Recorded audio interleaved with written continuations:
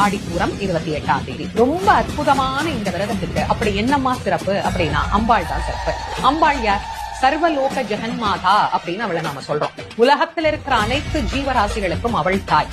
அந்த தாய்க்கு வளைகாப்பிட்டு அந்த தாய்க்கு நலுங்கிடக்கூடிய ஒரு நாள்ல நாமும் அவள் கிட்ட வேண்டினா அந்த உள்ளம் இறங்கி இல்லாதவர்களுக்கு கூட அதை இருப்பதாக ஆக்கி தருகின்ற தன்மை அம்பிகைக்கு உண்டு.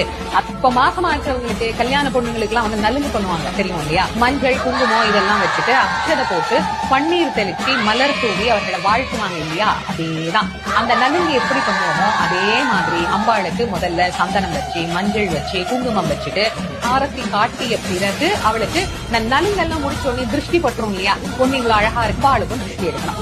எளிமையான வழிபாடுதான், ரொம்ப சிரமமான வழிபாடெல்லாம் இல்ல. ஆனா ரொம்ப ரொம்ப ரொம்ப சக்தி வாய்ந்த ஒரு வழிபாடு. நம்பிக்கையோட உறுதியான பக்தியோட அம்பாள் மேல திடமா அப்படியே அவளுடைய காலை இருக்க பிடிச்சு அவள்கிட்ட கண்ணீர் சிந்தி பிரார்த்தனை பண்ணி பாருங்க. ஆடிப்பூரம் 28ஆம் தேதி. ரொம்ப அற்புதமான இந்த விரதத்துக்கு அப்படி என்னம்மா சிறப்பு அப்படின்னா அம்பாள் தான் சிறப்பு. அம்பாள் யார்? சர்வலோக ஜெகன்மாதா அப்படி